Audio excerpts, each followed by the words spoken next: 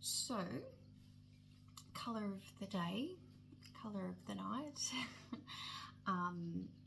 The blues were standing out to me. So, not light blue, but kind of from, I guess, a summer's day sky blue to deep, dark blue, you know, yeah, like the higher range of blues to very, very, very dark. And so the blues were standing out, and then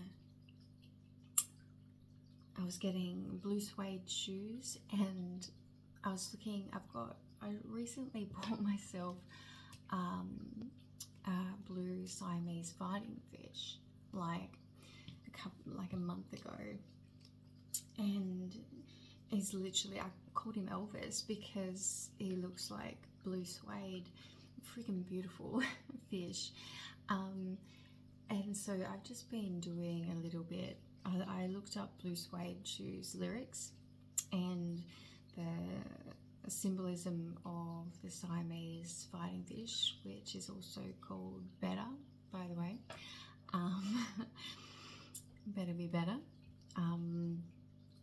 So I'm going to put, it's all linking, so I'm going to be doing a little mashup of the blues and Elvis and blue suede shoes and the Siamese fighting fish. So I'll start with the Elvis, the king, because he is the king, and him in himself is wow, the symbolism behind Elvis and his life and experience. I've always been a massive Elvis fan. Like, besides the Doors, Elvis has always been like, I love Elvis. Like what he did for music was insane. And you know, I feel the same about the Doors, to be honest. There's you know, some individuals that just break barriers that no one ever thought would be broken, and they did it in such a way. I mean, it's not like it was easy for them, but fuck, they just danced through it. They danced through the walls, the barriers. They danced through these freaking blockades that have been put up. You know, they really copped it at the same time, but boy, was it for a good reason. And so there's the symbolism behind Elvis. You know, there's the amazingness of what he did. There's the struggle that, you know, the shit he copped for doing what he wanted to do, what he was doing for the love of music, and that, you know, there should be no barriers around music.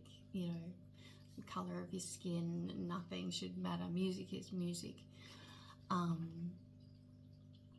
And the body is the body, and our body wants to move to music. There's so many things that he broke through, these barriers of societies, you know, type thing.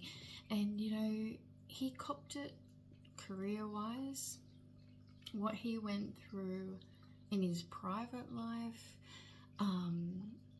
the struggles of the artist, of an artistic, creative, addictive type personality, incredibly gifted, you know, like so many of these, very similar to Jim, is that, you know, he met his like soulmate, and boy, just that love, and having that love out there like Jim had with Pamela, was a love that defied a lot, like, but you know, at the same time, both those couples went through the freaking ringer, but at the same time, that love and their love stories brought so much to the artists and everything surrounding that. It was all part of it, really. And you know, they went through their shit, because having that kind of love in the spotlight, surrounding that by that kind of craziness, and as creatives themselves, I mean, we're talking about people that, you know, that like they could have anything they wanted, pretty much, like surrounded by every freaking yes man, and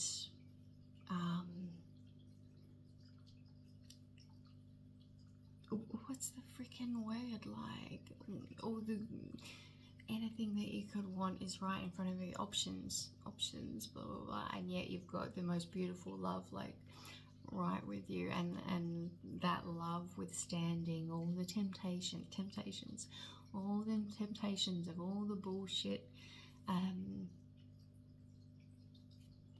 that, you know, and so, you know, obviously, you know, they're only human, but you know, they went through all that. So, you know, they had the career, they had the relationship, they had the personal, artistic, you know, lifestyle, personality issues that they had to deal with, addictions, and, you know, but really, and also having people wanting to use them for their gifts, abuse them and also use them. So you get both of it at the same time, and yeah, like through all of it, like, I mean, Jim died quite young. He burnt that flame of the candle at both ends, pretty extreme, but like kind of, yeah, what they did in a 10-year period, and what Elvis did in a, I don't know, what Elvis did, like a 20 year period, maybe Elvis, maybe a bit longer, but yeah, slightly different generations there, but like, oh, what was I getting at there?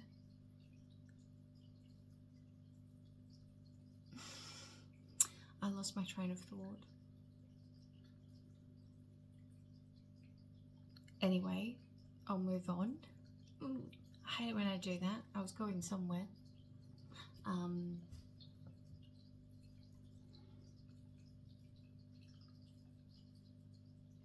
Yeah, oh yeah, like, it was almost the mission statement behind each of them, you know, the vibe of it, and so many artists across the board, the vibe and the, you know, the mission statement behind what they're doing, and like not giving up and copping all that shit, and yet doing it, I mean, trying their freaking hardest to break through those barriers, and doing it in their own way, with, you know, their morals, their integrity, and trying to hold that through all that bullshit the entire time. You know, not always easy. Just like Queen and Freddie Mercury, and Queen have just popped into my head again as well, and you know, is another very similar kind of experience of, you know, that level of breaking barriers and doing new things and being different, you know, coming out and breaking through those barriers, and just the level of differentness of the individual and what they were doing for the industry, and how much flack they copped, and yet fuck, they're all so loved, and you know, yeah, and so that kind of vibe, and so I'll quickly read a little bit of the Blue Suede Shoes lyrics, and then we'll read about the Siamese fighting fish, and we'll put it all together because it's so interesting how this kind of flows when these ideas start coming in. So Blue Suede Shoes. Well, it's 1 for the money, 2 for the show, 3 to get ready, now go cat go, but don't you step on my blue suede shoes. Well, you can do anything but lay off my blue suede shoes. Well, you can knock me down, step in my face, slander my name all over the place, do anything that you want to do, but oh honey, lay off my shoes, don't you step on my blue suede shoes. You can burn my house, steal my car, drink my liquor from an old fruit jar, do anything that you want to do, but oh baby, lay off my shoes. Don't you step on my blue suede shoes. So yeah, that's pretty much all like the lyrics. You know, it kind of repeats itself, but you know, basically is saying, you know, sticks and stones. Like even, you know, drink my liquor from an old fruit jar. That's like, you know, you can take what I've got and use it in a half-ass fruit jar. Like you can put your shitty mark on it type thing of what I've got, or you know, you can take what my material goods, you know, you can take my house, take my car, you know, my money. So it's 1 for the money and 2 for the show, 3 to get ready. The money in the show is like, you know, it's all about the money and the glitz and glam. You know, when it comes to people like having the mask on, and you know, it's just all about the show. But you know, what have you got underneath type thing. And so and obviously, you know, you can knock me down, you can step on my face, you can call me names, and you can try and stop me from doing me, you know, all that kind of stuff. So, and then I was looking up like the meaning of suede or blue suede. So suede is type of soft, luxurious leather, often associated with elegance, sophistication, a refined sense of style. As a name, suede can symbolize someone who is fashionable, graceful, and possesses a distinctive charm. So that's like, you know, I'm kind of saying like that's someone that's got like that X factor that you either have it or you don't. It's not like you can fake that. So that's his, you know, like Elvis's freaking, he had it. He had the talent, he had the gift, he had the charm, he had the X factor, and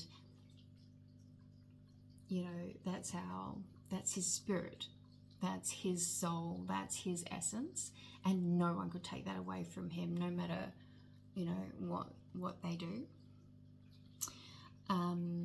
So then I was looking at the spiritual meaning of like blue suede, and blue is like, throughout history and across cultures, shades of blue have carried a profound symbolic meaning representing higher virtue, like inner peace, wisdom, and communion with the divine. Blue is spiritually uplifting, invoking tranquility while rousing one's most noble qualities. a symbol of wisdom and truth.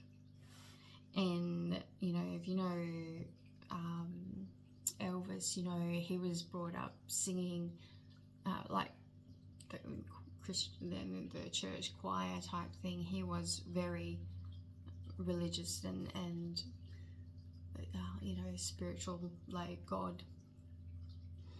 And he loved those choral singing, and the power of getting, you know, having connection through music and sharing that, and the power of that, of music and people, and what it can do to uplift spirit and get you in touch with spirit. I think that was a massive thing with him. And the really amazing thing with him is that he broke the boundary as taking it from church to the rock and roll. Like, he blended church and rock and roll and put it in this package, sexy friggin' package for everyone, that everyone could enjoy. And he had a touch of spirituality and naughtiness. It was like bringing heaven and hell and putting it on stage and saying, this is divine, and this is all of us, and look how good it is. Like, this is the answer. Music and having both sides to yourself, like tapping into your angelic side and your devil side, and freaking letting them dance on stage. And that's Elvis. And that's why he was so amazingly popular and so hated by so many people, and, you know, hounded by so many people. But that's what effectively he did, is show us our light and shadow side, and showed us that both sides were equally fucking amazing when you blended them in such a beautiful way like he did. Like, you know, you can make them dance if they want to dance together. You don't need to condemn one and put one on a pedestal. Bring them together and you get freaking Elvis doing his hip moves on stage, and how, you know, Elvis in his prime doing his freaking, you know, on stage. You know, that is Archangel Michael and Lucifer in one body. It's perfection, and that's balance, and that is perfection. Yeah.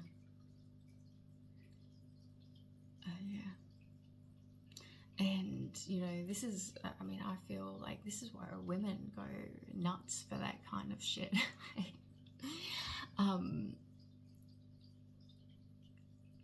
why men want to be that. We all see how amazing it is. Yeah, you know what I mean, right? It is the absolute balance of light and dark, and that is when magic happens, when you get that balance right. So Siamese fighting fish is this duality of the Siamese fighting fish symbolizes balance and harmony, reminding us to find equilibrium in our lives and integrate both our material and spiritual aspects.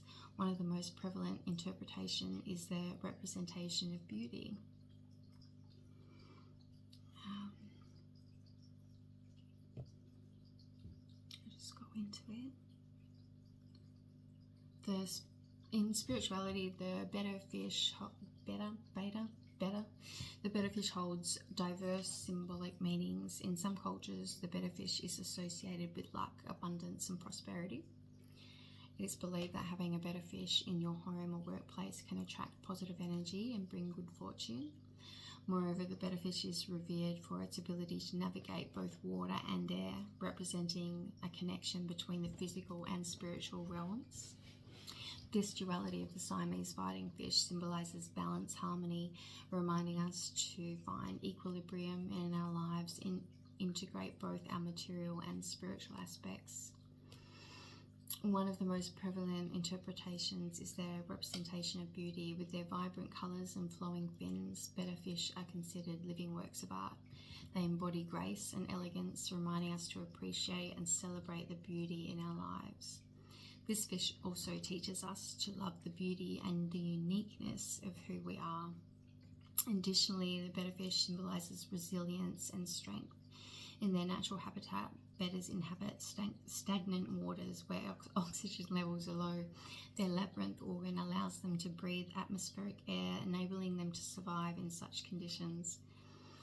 This adaptability and determination in the face of adversity serve as a powerful metaphor for overcoming challenges and bouncing back stronger.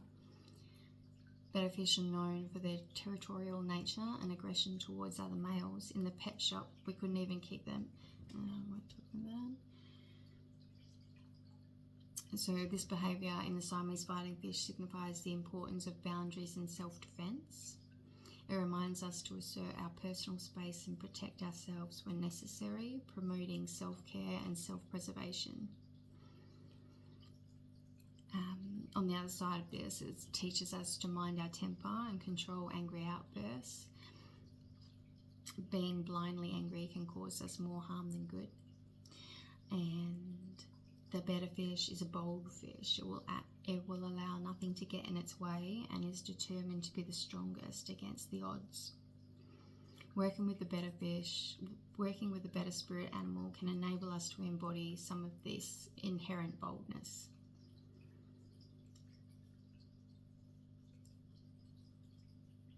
Yeah, embracing your uniqueness. Honour and celebrate your individuality. Embrace your unique qualities and talents, allowing them to shine brightly in the world. Cultivate resilience. Draw inspiration from the betterfish's ability to adapt and thrive in challenging environments. When faced with obstacles, remain resilient, persevere, and tap into your inner strength. Establish boundaries. Take cues from the betterfish's territorial nature and learn to set healthy boundaries. Protect your energy, assert your personal space, and prioritise self-care. Explore creative expression. The betterfish's beauty and elegance serve as a reminder to express your creativity, engage in artistic endeavours, explore new hobbies, or find innovative ways to solve problems, and seek balance. Just as the betterfish effortlessly move between water and air, strive for balance in your life. Find harmony between your physical and spiritual aspects, balancing work and personal life, and integrating different aspects of your being. Connect with your water energy, emotions, intuition, subconscious. Engage in activities like swimming or taking soothing baths to foster deeper connection with your emotions and intuition. Meditate with the betterfish imagery. Graceful movement, elegance, resilience, vibrant colours. Allow these qualities to inspire and uplift you, bringing a sense of peace and empowerment.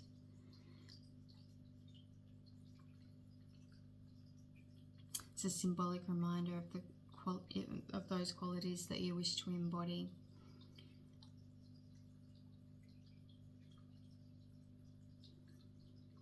Yeah, so, whether it's looking at spirit animals to inspire and learn from, or the king of rock and roll, it's, it is saying, the exact same thing type thing, like,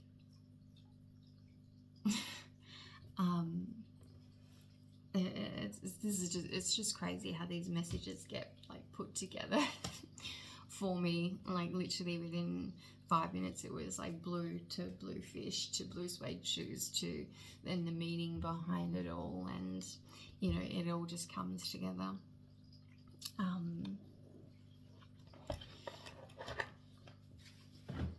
And you know, the meaning behind all of that, you know, I've been talking a little bit lately, like I kind of been getting into it in a lot of my videos about the you know, the creative individual, and you know, neurodivergent individuals, and the gifts that we have, yet the struggles at the same time to be who we were born to be. Like, not many of us are going to be like Elvis's or Jim Morrison's, or, you know, world famous artists or anything like that that change the entire program.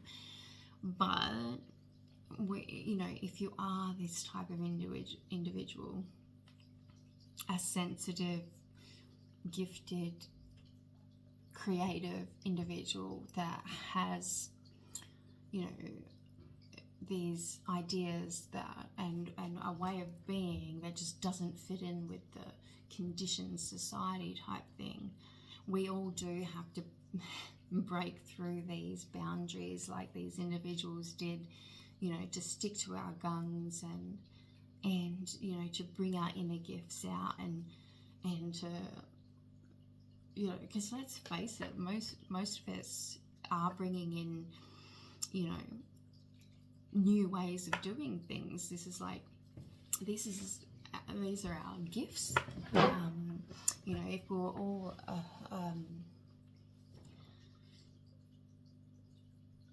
if we already really like looked at it, we all do really have these individual gifts that break down some kind of barriers wherever we go, because it's just kind of like this innate ability within us to go deeper, further, break through another wall, to do something different. It seems to be just like, you know, that's what we do. And it's not easy to be like that, do that in a really fenced in, boundaried, conditioned society. And so people like me and, you know, the neurodivergents, the creatives, we all have to go through this experience of breaking down some serious walls. And, you know, the first set of walls are the ones within us to allow us ourselves to express ourselves. Like, that's the first set of walls to get through, and you know, that's the hardest. And then once you've broken out and you're actually out of your own encagement that you've put yourself in, then there's another set. There is your immediate environment, which is your family conditioning and your, you know, your work or your home life or whatever. And then there's, you know, if you get through that, then there is a whole nother set of boundaries and programming and limitation in society. But this is why we're here, and this is why it's so beautiful and so important that we all do embrace ourselves, set ourselves free, and, you know, break those barriers so we get out there and we actually start changing things up. You know, that's what we're here for. And, you know, the more of us that really start doing this and, you know, pushing through, and the more like every other people like us see us doing it, they do it more, and then we've got more creatives out there doing new stuff, making it that much easier for all of us and everyone coming up underneath us, all our children and everything like that, all new ways of doing things. And this is how we change.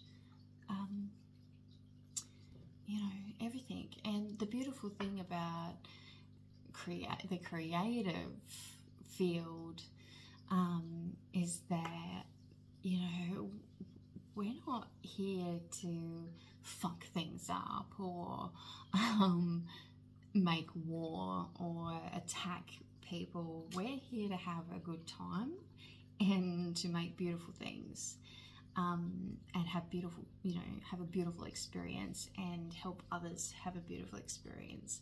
Like, that's the amazing thing about the creative industries.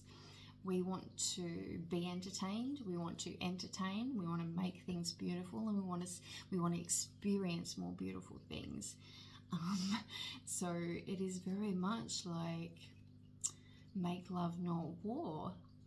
But you know, we also, like, there is this aspect of you know, people think that, you know, the creative individuals are just like want to get fucked up and don't care about the society. But you know, that's not true either, because there is a whole level of the creative industry, the creative fields, that are all about helping the community. Like, that is like one of the biggest areas, untapped, I would say. You know, we're all just waiting, and you know, people are actually trying to break down these barriers now, because, you know, for so long there's been this group of people making these rules for society, saying it's got to be this way, and a whole lot of ideas and programming around, you know, you don't fucking listen to the artists or whatever. They'll just steer you up the wrong road. They just want to get high, or then, you know, they're not thinking in real terms. They're not thinking reality.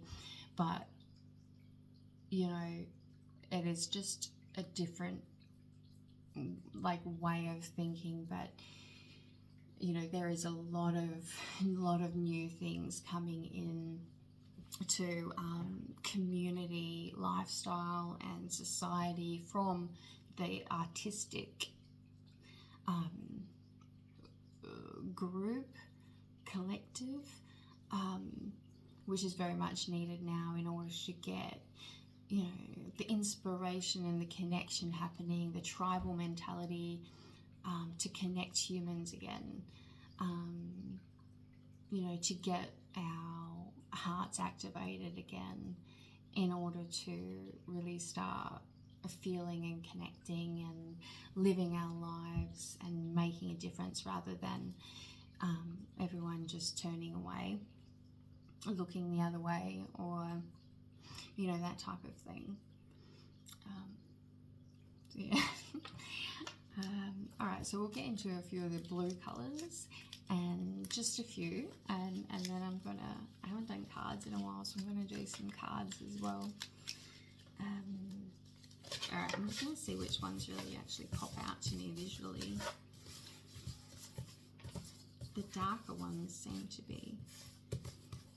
And you know, like, what I was thinking when I was picking all the blue ones out, like, because the levels of the colors, right? You go from bright to all the way to dark, and then I was looking at, you know, the dark blues were popping out, I was grabbing them, and then I was ended up grabbing black ones, you know, because dark blue and black are just so close. And then I'm like, you know, you could do that with any color. You get to a certain point with any color and it gets to like black, and it's the same with white. Black and white are part of every color. You know what I mean? It is the balance. So yeah, you know what I mean. So Black Knight, see, look at that. I mean, it's blue, but you know, the name is Black Knight. It's Batman.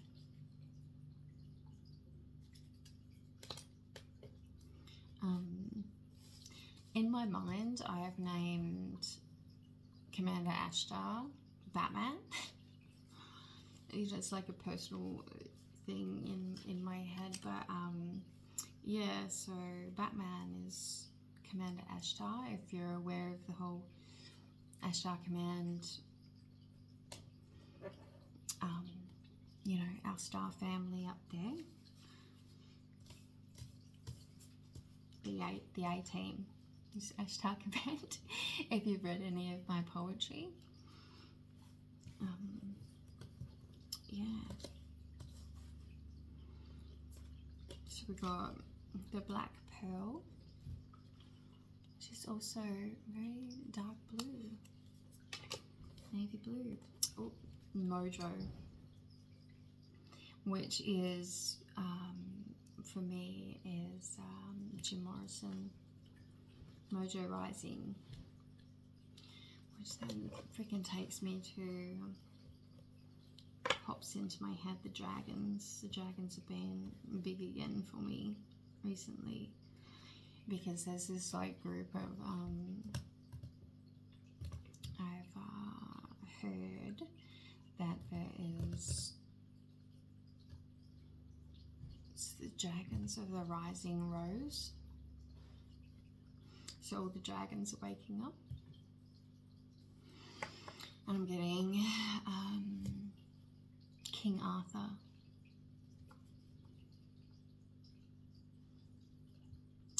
and Avalon, and the dragons.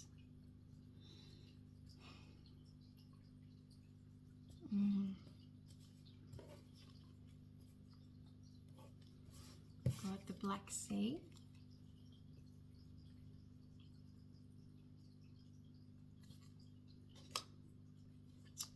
The All Black,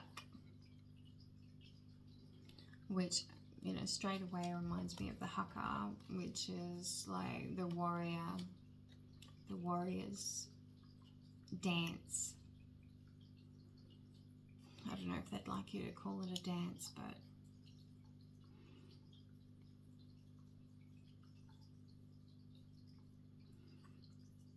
it is, I mean, if it's not a dance, I don't know what it is. It is, and I guess that's what dance is, and it can be so many different things. If a warrior can do a dance before battle,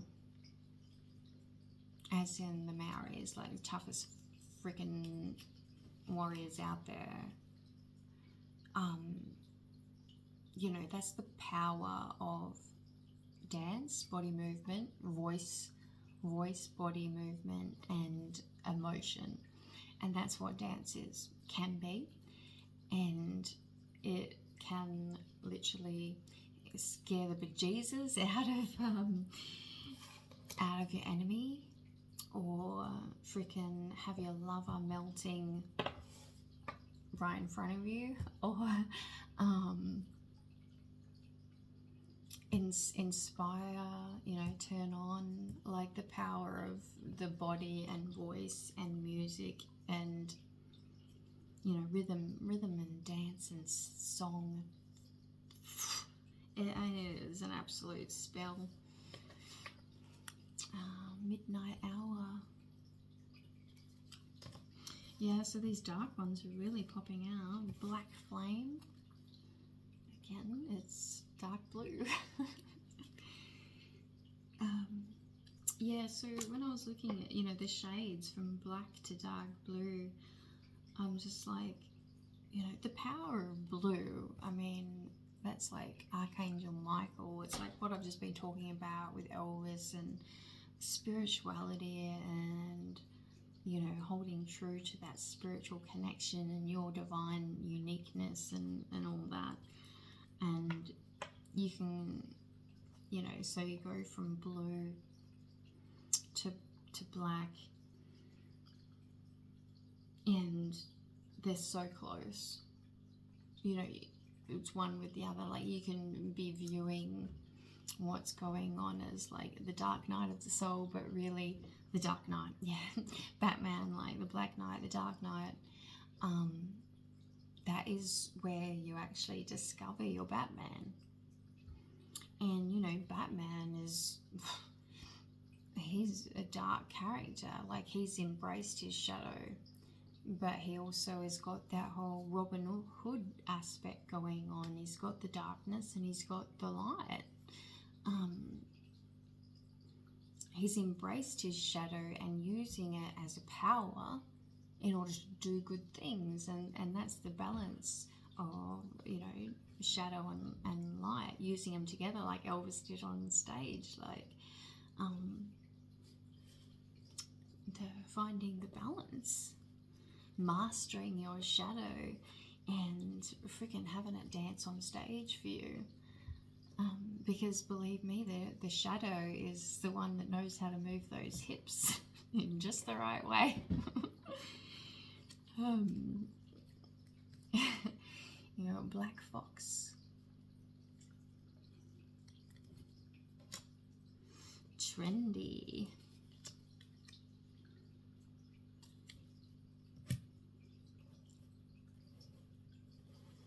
Yeah, and you know, I just kind of had the idea, like, you know, all these creatives out there that like break the walls and the patterns. They're the ones that set the new trends. They're the ones that everyone starts following.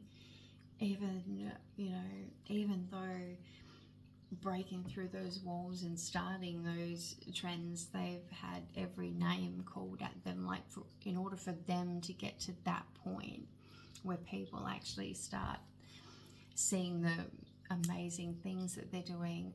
That person has literally had to go through hell in order to get there. And, you know, people don't see that in, you know, that whole side of it, but literally they've walked through hell, and that has, and they've mastered the devil, they've mastered their Lucifer, and they've mastered by mastering their Lucifer, they've mastered their Michael, you know what I mean? Like, and now they're together, and that's when people notice, when they've got it both going on. But then people don't understand, like, what hell they've been through in order to get to that place. But, you know, by the time they are there, they've been through it. Yeah, like, and that is why, like, in the lyrics, Blue Suede Shoes, like, you know,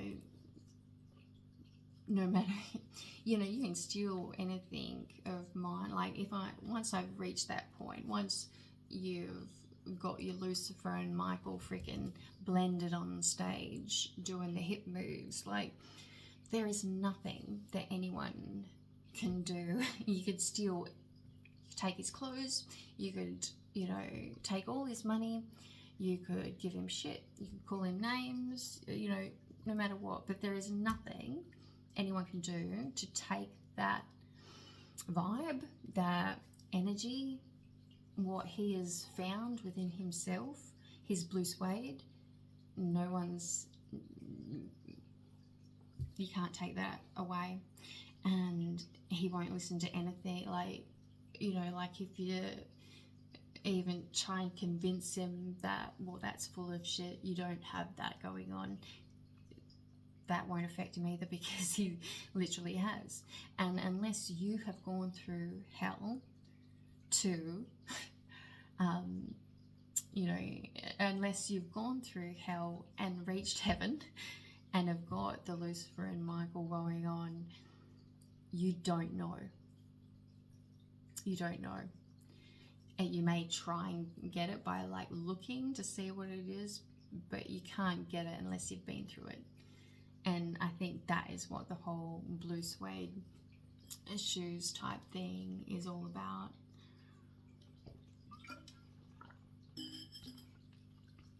And you know, and it is this thing, like, no one can take your spirit and your essence and your soul away. Like, once you've discovered yourself and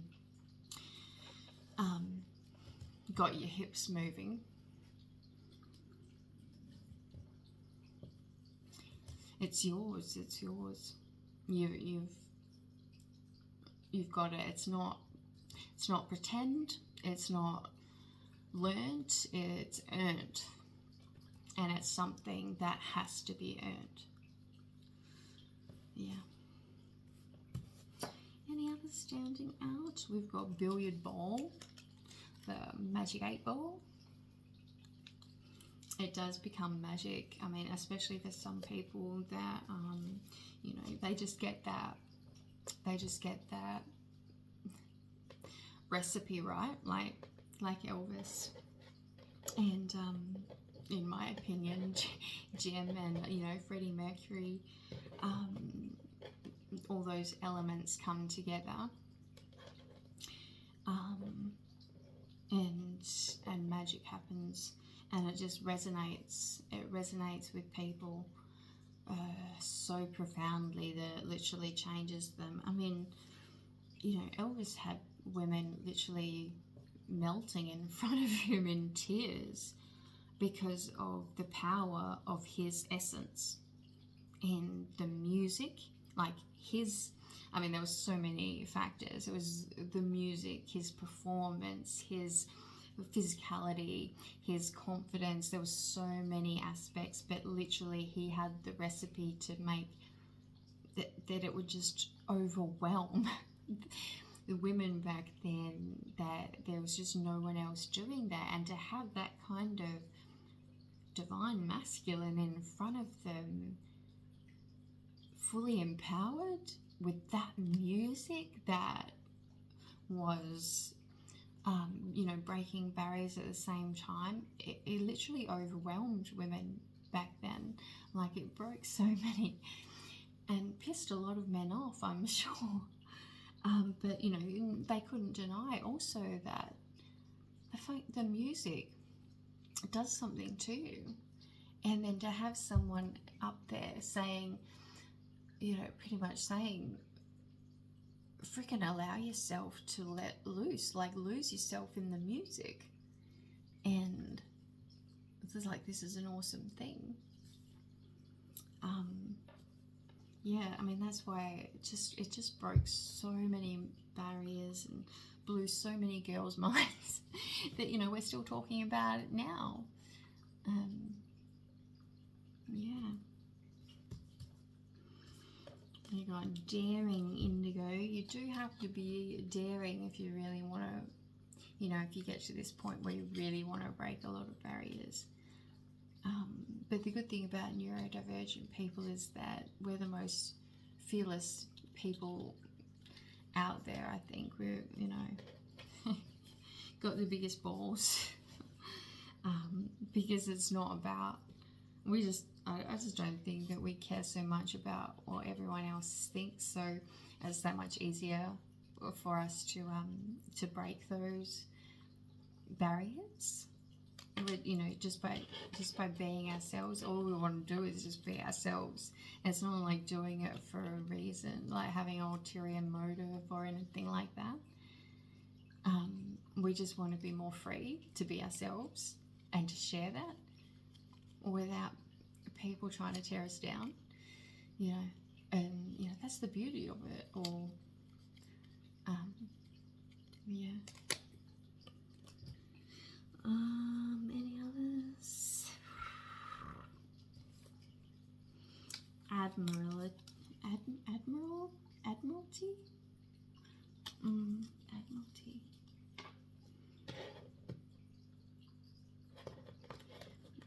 It makes kind of make me think of like Commander Ashtar again, and being a, you know, being a leader. Not being afraid to yeah, be the leader, and to be like, I'm getting like, you know, where the geese fly, like the front of the V. You're copping the hardest wind at the front of the, you know, when the birds fly together. Like, you know, if you really want to break through, you've got to cop those winds and guide the flock for a bit. So having, you know, the strength, stamina, ability, like resilience or whatever, to be at the front of the flock. you know, for a little while, because they take turns. And it's not about, because if that bird wanted to stay at the front just because it wanted to be the front, it wanted to be the front one. Like, a bird doesn't want to be at the front all the time. If a bird chose to be at the front all the time, it would literally die. You know, they take turns because it is so hard being at the front. You know, you're taking the majority of the brunt of the wind, and that's why they take turns and they move. So they all get a taste. They all take their turns copying the brunt of the force of the wind. Yeah, but you know, by each, you know, knowing and taking their turns, they're all doing their bit to break through, you know, the wind barrier. Yeah. You know, and that's what we kind of all do, like, metaphorically.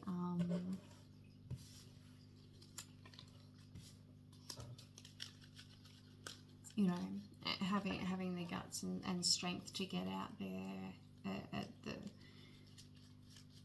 you know, to do your bit, if that's part of your journey, maybe. Or maybe just realizing that it's not easy. It's not easy, but it you know, it's, I guess it's like part of the package. In order to, you know, get where you want to be, like where you want to go, you do have to fight through that that breeze. And when you do that, it's not for nothing, because there's all these geese behind you that you're making it easier for. Yeah. So, you know, it's not like, you know, when you are at the front, you can't see anyone else, and it does feel like you're there alone. And you're just like, fuck, why am I here? Why am I doing it this hard when it's just me? But really, behind you, there's all these geese that are riding your, you know, wind trail type, gliding next to you. We're all getting that much further, you know. And when you've had enough, you don't have to stay in the front. This is the thing, you know, when you need to take a little step back and catch the easy breeze, step back and catch the easy breeze. And when you've rested a bit, you can come out front, if that's, you know, if you really want to take the group a bit further. Yeah.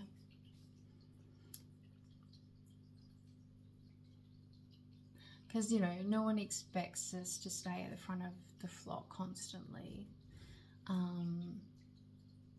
You'll just do yourself an injury. And that's not good for the flock. That's not good for anyone, you know. We want to, you know, it's about the balance and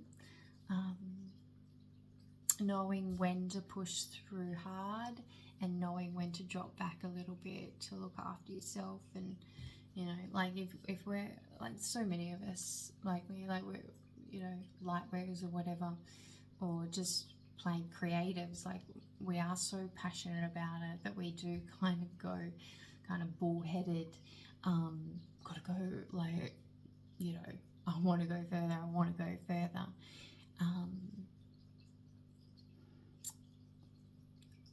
But yeah, like, I mean, a lot of the time, especially with neurodivergence, we can get ourselves into trouble, burnout, or addiction, or, you know, that kind of thing, or, you know, trying too hard that we lose our creative, natural spark type thing. Like, there is got to be balance, and just like, you know, a flock of geese, nature has the balance,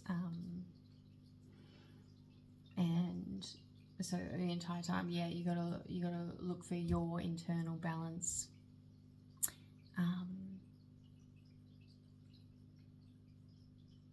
All the time as well. Yeah. So I can't believe I'm up to an hour already. So I might leave it there for that one. Try and keep my videos a little bit shorter, and I might do a card reading next. I'll have a little break and then I'll do that instead, rather than having an extremely long video that no one wants to sit around and watch. Yeah, so I hope you liked my blue suede Siamese fighting fish metaphor for this evening. Yeah, and yeah, keep up the fight in a balanced, healthy way. Unite your Lucifer and Michael, because it's the sexiest freaking thing on the planet. You know, obviously.